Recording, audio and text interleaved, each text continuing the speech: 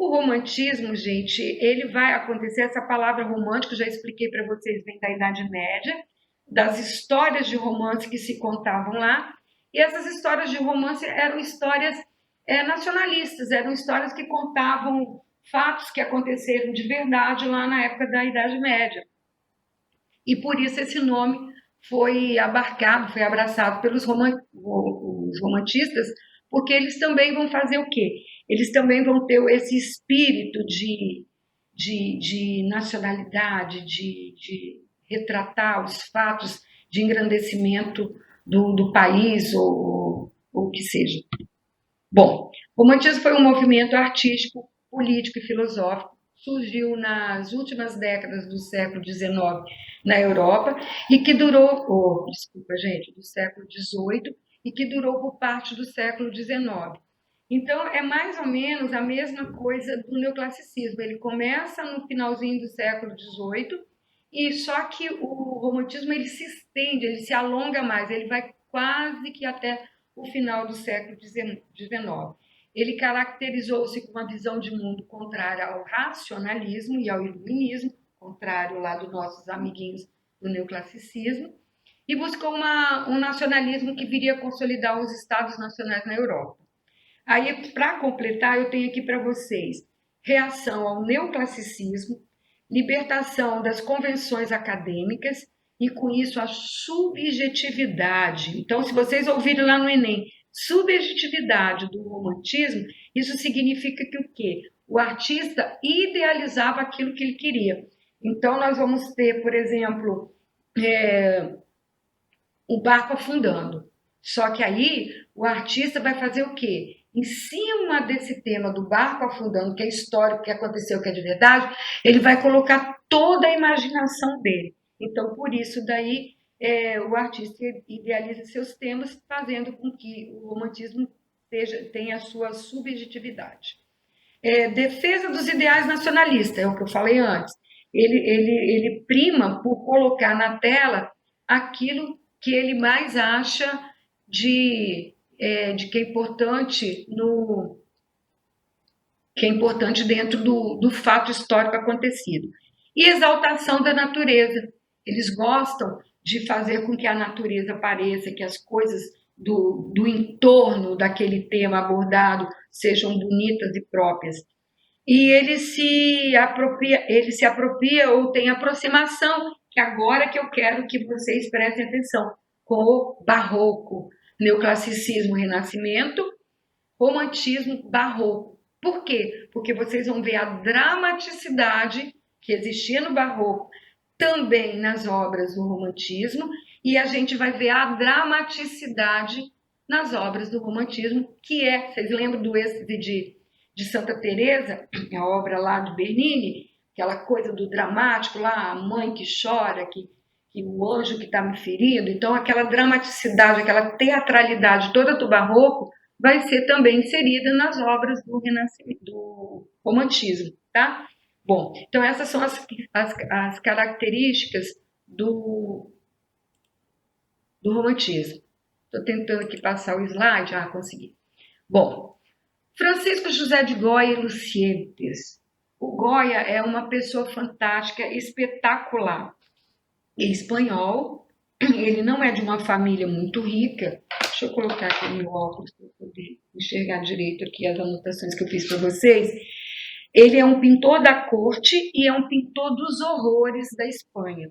Então, a família dele não é muito rica, então ele ganha uma bolsa na Academia de Madrid.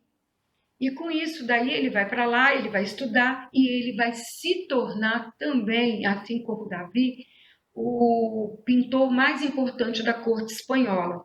Só que ele não se deixa bater pela coisa eu tô da corte, eu vou pintar só coisas bonitas e boas. O que ele vai fazer? Só para adiantar. Lá na frente, ele vai pintar os horrores da Inquisição Espanhola. E ele vai fazer o que também? Ele vai ficar meio louco, ele fica surdo, ele vai precisar de um intérprete mais tarde. E, então ele tem uma história de vida muito legal, que eu não vou me aprofundar, porque a gente já está com 28 minutos, é muito tempo já. Então depois, quem tiver interesse, veja o filme As Sombras de Goya. É fantástico, gente, vale a pena, não é enjoado, apesar de ser um filme sobre vida de artista, ele é mais para a história do que para a arte, porque ele conta a história da Inquisição Espanhola através do Goya, muito bom. Se vocês tiverem um tempinho, eu sei que vocês estão muito cheios de coisa para fazer, mas se tiver um tempinho, dá uma olhada lá. E a imagem que vocês estão vendo do lado, o guarda-chuva, foi uma pintura que ele fez com uma tapeçaria, porque antes de ser pintor da corte espanhola, ele teve que ralar muito. Então, ele trabalhava fazendo quadros onde as tapeçarias compravam para poder usar esses desenhos, tá? Bom, esse é o mais importante, é o que vocês têm que lembrar para o Enem. O fuzilamento de 3 de maio de 1808. O que é isso? As tropas de Napoleão Bonaparte invadem a Espanha. No filme vocês verão isso também. E aí o que acontece? Os camponeses e os comerciantes, pessoas de Madrid, principalmente Madrid, que isso aí acontece em Madrid, eles vão reagir e vão atacar os soldados de Napoleão. E aí o que eles fazem no dia seguinte? Eles atacam essas pessoas, prendem e matam, e fuzilam essas pessoas. Então a gente vê aí um frade, a gente vê camponês, a gente já vê uma pessoa que seria...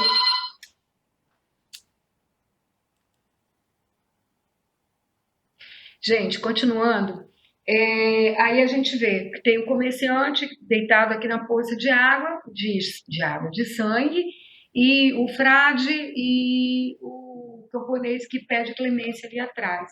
Essa é a obra mais famosa dele, aqui a gente vê toda a característica do barroco dentro do romantismo. Vamos acelerar aqui para a coisa andar.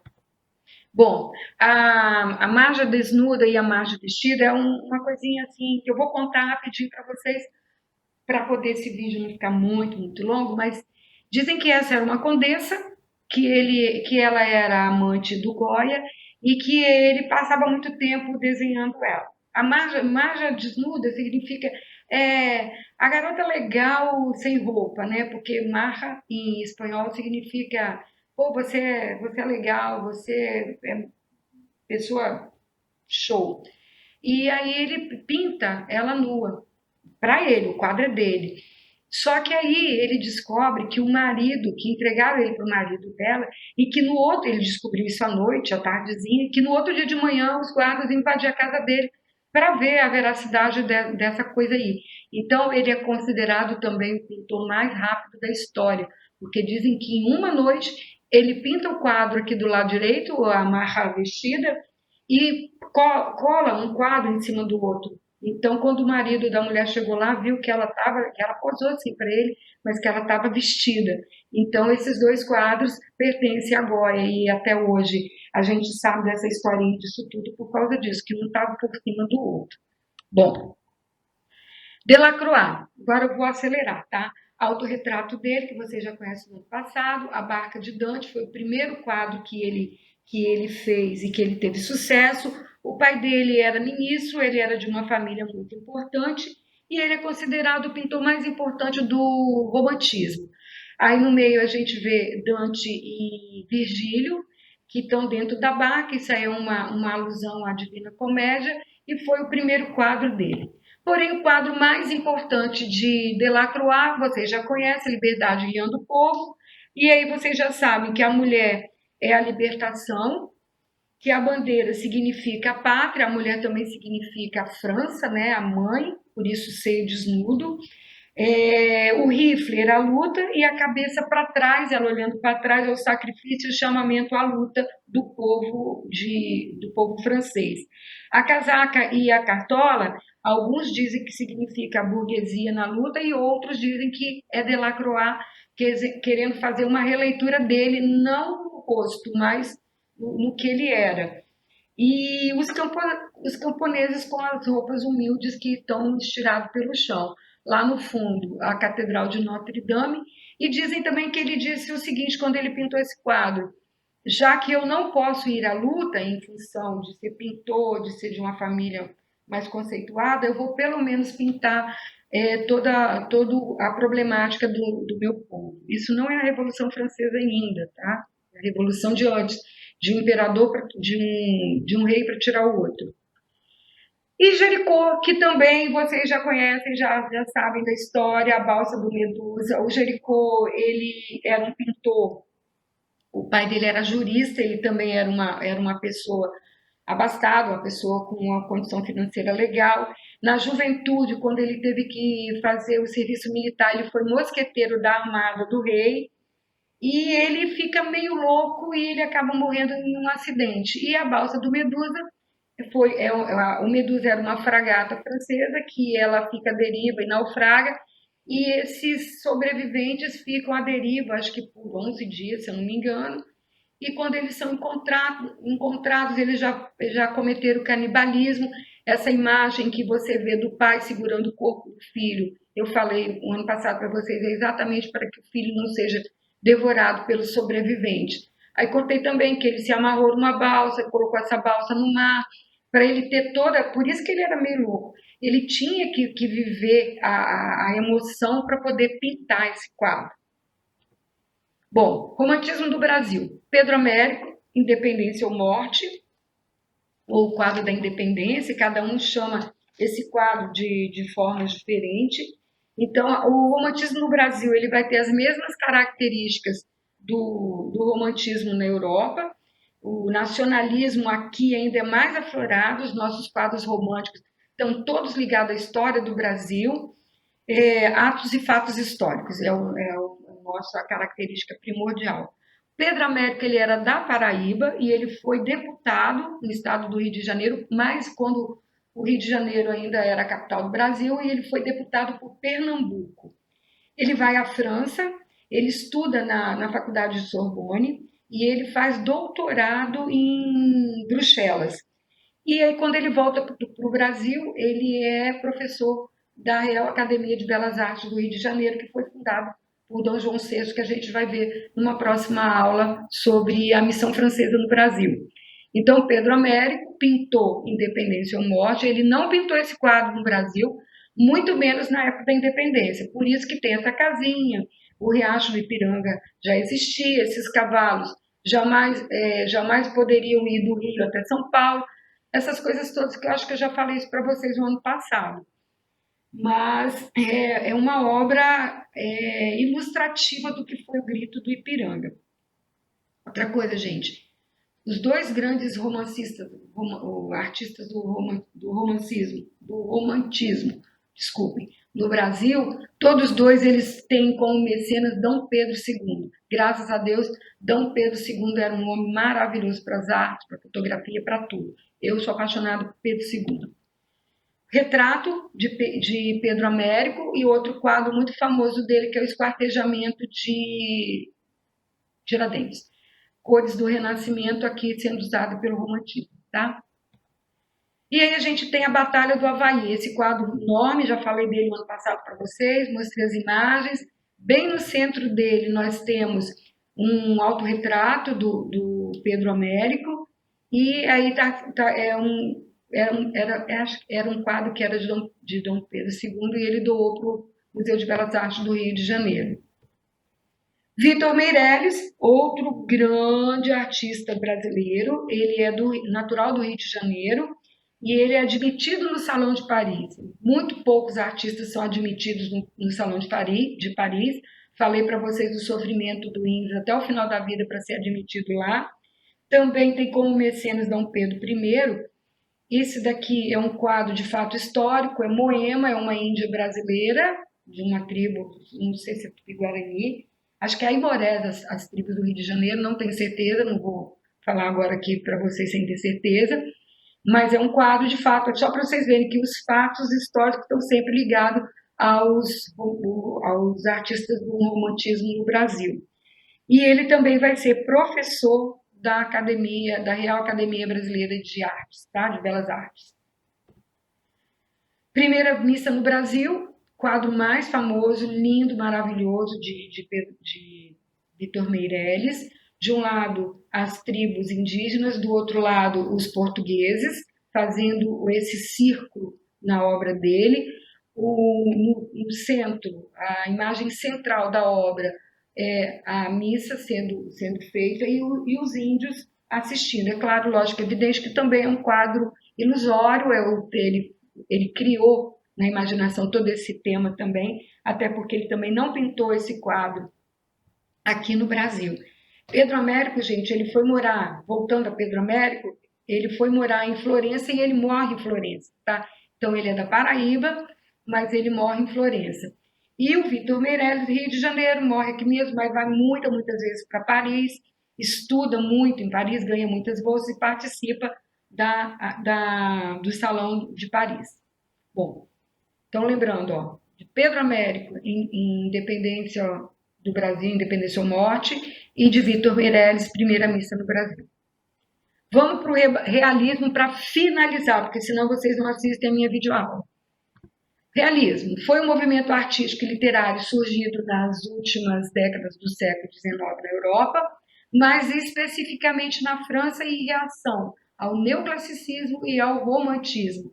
Entre 1850 e 1900, esse movimento cultural predominou na França e se estendeu pela Europa e outros continentes, inclusive aqui no Brasil. Repudiava a artificialidade do neoclassicismo e do romantismo, pois sentia a necessidade de retratar a vida, os costumes e os problemas da classe média. E eles não se inspiravam em modelos do passado. O movimento manifestou-se também na escultura. As características do realismo: objetividade, rejeição a temas metafísicos como mitologia e religiosidade, de jeito nenhum, representação da realidade crua, as coisas são como elas são, realidade imediata e não imaginada, politização. Os dois artistas do realismo, eles são bem polêmicos quanto à política, e caráter de denúncia das desigualdades. Aí eu acrescento aqui para vocês, para ficar mais claro. Temas da vida do cotidiano, desprezava os valores da burguesia e pintavam flagrantes das pessoas populares, e a arte ela tem que ser servida como uma força social, tá? Bom, vamos lá. Esse coleguinha aqui, que tem esse nome bonito, Jean Désiré Gustave Colbert, vai ser conhecido apenas como Gustave Colbert. Já temos o retrato, porque na metade do século XVIII a máquina fotográfica já foi criada. Esse quadro dele é muito legal e muito moderno, escapando da crítica, porém vocês podem ver que tem uma conotação de barroco aí. Quebradores de pedra, cotidiano do povo, e Moça Peneirando Trigo. Então são dois quadros assim bem relevantes para o povo, para a plebe da época.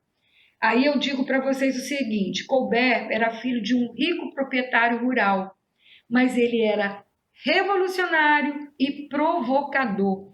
Então, em função dessa coisa, apesar do pai ser rico e ele ter um acesso grande na sociedade, ele era comunista. Então, ele lutava pela igualdade do povo. E com isso daí, ele acabou morrendo pobre, na miséria, e teve que se exilar na Suíça.